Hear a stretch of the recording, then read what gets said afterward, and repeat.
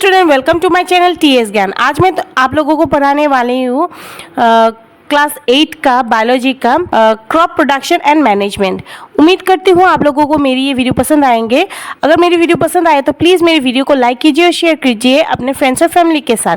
जो मेरे चैनल पे नए आए हैं या फिर अभी तक मेरे चैनल को सब्सक्राइब नहीं किए हैं, वो लोग प्लीज़ मेरे चैनल को सब्सक्राइब कर लीजिए और बेल आइकन को हिट करना ना भूलें। तो चलिए वीडियो में चलते हैं। आज का हम लोग का टॉपिक है addition of manure and fertiliser. Agriculture practice का थर्ड स्टेप है addition of manure and fertiliser. Once the seed are sown, they require nutrient to grow and become a healthy crop. The seed take this nutrient from the soil. Have you ever wondered how the soil get this nutrient? एक बार जब एक seed को हम लोग सो करते हैं, उसके बाद उसे ग्रो होने के लिए उसे न्यूट्रिएंट का ज़रूरत है। और उस सीड को वो न्यूट्रिएंट कहाँ से मिलते हैं? सॉइल से मिलते हैं। क्या तुम लोग ने कभी ये सोचा है कि सॉइल में ये न्यूट्रिशन कहाँ से आते हैं? हम लोग प्रीवियस क्लास में, हम लोग का पहले वाला क्लास में हम लोग पढ़े थे कि कैसे मतलब न्यूट्रिएंट सॉइल में रेप्लिनिश्ड होता है, मतलब फिर से फिल होता है, फिर से वापस कैसे आ जाता है। एक सॉइल का अगर न्यूट्रिएंट ख़त्म हो जाता है तो फिर से उसमें न्यूट्रिशन कैसे आता है। In the soil naturally by action of bacteria and fungi on dead plant and animal.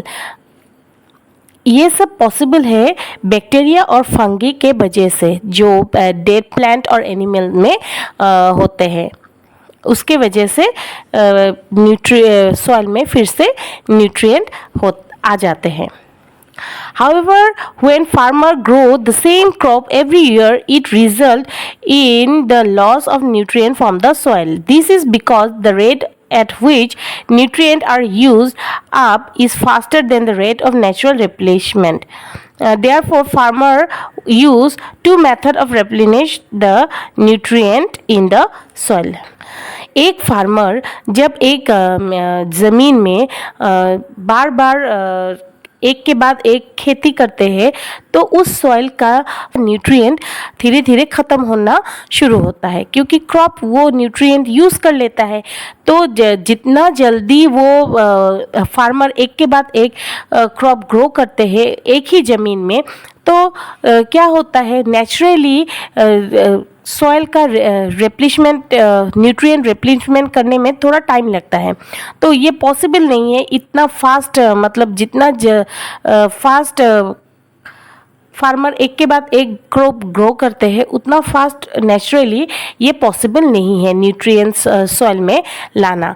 तो फार्मर क्या करते हैं, सॉइल में फिर से न्यूट्रिएंट लाने के लिए क्या करता है, दो मेथड यूज़ करता है। एक तो है एडिशन ऑफ मैन्यूर और दूसरा है एडिशन ऑफ फर्टिलाइज़र। पहले हम लोग देखेंगे addition of manure. Manure is an organic mixture of rotten plant and animal waste. Manure है ऑर्गेनिक मिक्सचर जो रोटन प्लांट और एनिमल वेस्ट से बनते हैं। It add humus to the soil. और ये क्या करते हैं, ये मैन्यूर क्या करता है, ये सॉइल में ह्यूमस ऐड करते हैं। It improve the soil fertility and texture. और इसके वजह से सॉइल का फर्टिलिटी बढ़ जाता है और टेक्सचर भी चेंज होता है। It contain less amount of essential nutrient required by plant. इसमें लेकिन कंपेयर टू फर्टिलाइज़र इसमें न्यूट्रिएंट कम होता है, जो मतलब प्लांट्स को रिक्वायर्ड होता है उस मतलब कम न्यूट्रिएंट्स होता है। लेकिन ये कुछ it does not cause pollution, लेकिन मैन्यूर से कुछ पोल्यूशन क्रिएट नहीं होता है। एग्जाम्पल कंपोस्ट, काउ डंग, ये भी है एक। अभी पढ़ेंगे addition of fertiliser. A fertiliser is an inorganic salt chemical substance prepared in factories.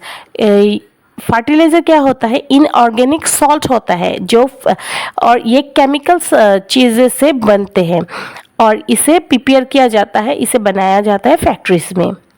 It does not add humus to the soil, ये सॉइल में कुछ भी टाइप के ह्यूमस नहीं ऐड करता है। इट रिस्टोर सॉइल फर्टिलिटी, ये फिर से सॉइल को फर्टिलाइज करते हैं। It is rich in nutrient such as nitrogen and potassium which are required by plant, और इसमें ये बहुत ही न्यूट्रिएंट में रिच होता है, जैसे कि नाइट्रोजन पोटेशियम, इसमें वो रिच होता है, जो कि ये नाइट्रोजन पोटेशियम प्लांट के लिए बहुत ज़रूरी है। It causes soil and water pollution, पर ये फर्टिलाइजर यूज़ करने से सॉइल और वाटर पॉल्यूशन होता है। Example urea, NPK and potash, जैसे कि एग्जाम्पल यहाँ पर दिया हुआ है यूरिया, फिर NPK मतलब नाइट्रोजन, फॉस्फोरस और पोटेशियम, और क्या है पोटास। लेट एक्सपेरिमेंट, अभी यहाँ पर एक्सपेरिमेंट करेंगे कि कौन to observe the effect of manure and fertiliser on the growth of the plant. अभी हम लोग देखेंगे ये एक्सपेरिमेंट करके कि मैन्यूर और फर्टिलाइजर में प्लांट कैसे ग्रो करता है। हम लोग को 3 पॉट लेना होगा, या फिर मूंग का दाल या फिर कुछ भी दाल लेने के लिए बोला है। With the help of parents germinate the moong, पहले हम लोग को उसे भिगो के फिर उसे अंकुरित करने के लिए बोला है। फिर उसे फिर क्या करना होगा, तो हम लोग को 3 पॉट लेना होगा और उसमें मिट्टी डालना होगा और उस पॉट को लेवल करना होगा। 3 पॉट को ABC ऐसा करके लेवल करना होगा। अभी मिट्टी एक पॉट में हम लोग को क्या होगा, मिट्टी के साथ गोबर देना होगा। फिर दूसरे एक पॉट में मिट्टी के साथ हम लोग को यूरिया मिक्स करने के लिए बोला है। फिर तीसरे पॉट में हम लोग को सिर्फ मिट्टी को ही देने के लिए बोला है, उसमें कुछ भी फर्टिलाइज़र ऐड करने के लिए मना किया है। फिर उसमें हम लोग देंगे वो अंकुरित किया हुआ मूंग दाल देना होगा, या फिर चना भी दे सकते हैं, देना होगा। फिर उससे लगातार हम लोग को क्या करना होगा, इक्वली तीनों को ही पानी देना होगा, धूप में देना होगा, इक्वली तीनों को मेंटेन करना होगा। पर 6-7 दिन के बाद उसे हम लोग को देखने के लिए बोला है कि उन तीनों पॉट में प्लांट्स का डेवलपमेंट कैसा हुआ है। हम लोग देखेंगे कि जिस में हम लोग मैन्यूर और फर्टिलाइज़र ऐड किया है वहाँ का वो 2 पॉट का प्लांट ज़्यादा अच्छी तरह ग्रो हुआ है तीसरे के मुकाबले, मतलब जिसमें हम लोग कुछ भी नहीं डाले हैं, सिर्फ सॉइल डाले हैं, उसके मुकाबले ये 2 पॉट ज़्यादा अच्छी तरह ग्रो हुआ है।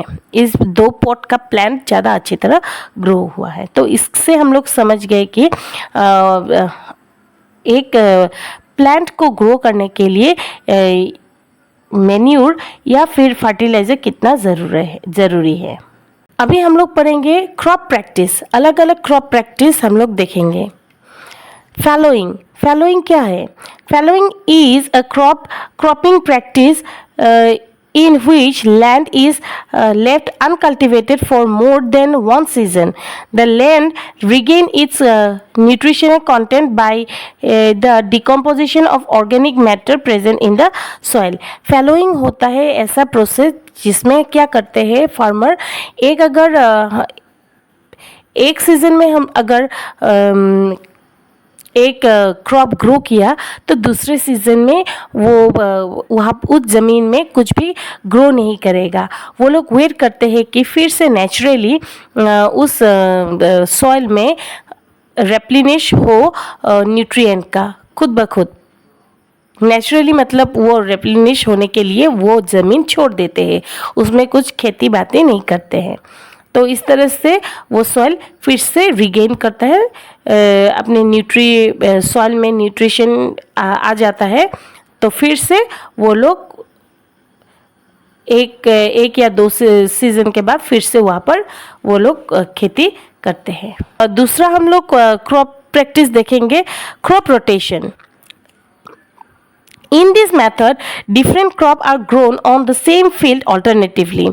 For example, crops like wheat are grown in a season followed by growing legumes in the next season.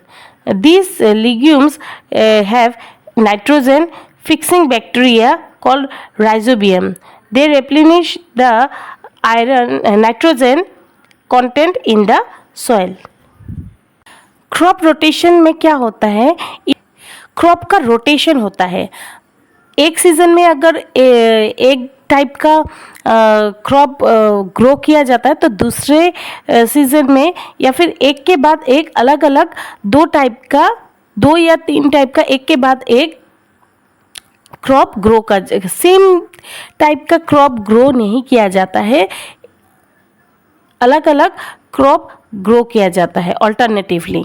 एक फार्मर अपने ज़मीन में व्हीट का खेती कर रहा है, तो जब ये व्हीट का सीज़न चला जाएगा तो नेक्स्ट वो क्या करेगा, पी बनाए, पी का खेती करेगा।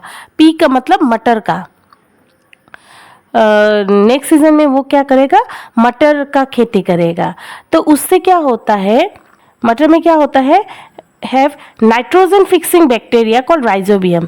तो मटर में क्या होता है, उसमें नाइट्रोजन को फिक्स करने का बैक्टीरिया मौजूद होता है, जो फिर से मिट्टी में नाइट्रोजन को रेप्लिनिश कर देता है, मतलब फिर से अगेन सॉइल में नाइट्रोजन ला देता है। तो इससे क्या होता है, ये क्रॉप रोटेशन प्रोसेस से मिट्टी का जो न्यूट्रिएंट कम नहीं होता है, वो फिर से रेप्लिनिश हो जाता है। मतलब फार्मर ऐसा खेती करता है जिससे मतलब एक खेती करने में अगर कुछ कम हो जाता है तो दूसरे खेती करके वो फिर से वो बैलेंस कर देता है। नेक्स्ट जो क्रॉपिंग प्रैक्टिस है वो है mix cropping. In this method, two or more crops are grown in the same field together. इस प्रोसेस मिक्स्ड क्रॉपिंग में क्या होता है, दो या तीन टाइप का क्रॉप एक साथ ही ग्रो करते हैं, एक ही फील्ड में अलग अलग टाइप का क्रॉप ग्रो किया जाता है। The crop are selected in such a way that the nutrient requirement of one crop is fulfilled by the other, or their nutrient requirement is different.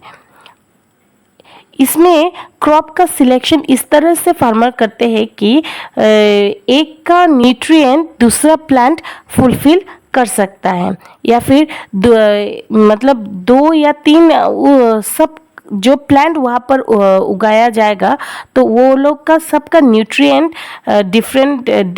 Nutrient requirement अलग अलग है। तो इस तरह से क्या होता है, this ensure maximum utilisation of nutrient. तो इससे क्या होता है, मिट्टी का अलग जो जितना न्यूट्रिएंट है अलग अलग प्लांट उस हिसाब से अपने हिसाब से वो न्यूट्रिएंट ले सकता है। For example crop such as mustard are grown with wheat. अभी यहाँ पर एग्जाम्पल दिया है कि व्हीट के साथ मस्टर्ड को भी, सरसों को भी उगाया जाता है, गेहूँ के साथ सरसों को उगाया जाता है। आज का ये वीडियो मैं यहीं पे ख़त्म करूँगी। नेक्स्ट वीडियो में इसका मैं नेक्स्ट टॉपिक डिस्कस करूँगी।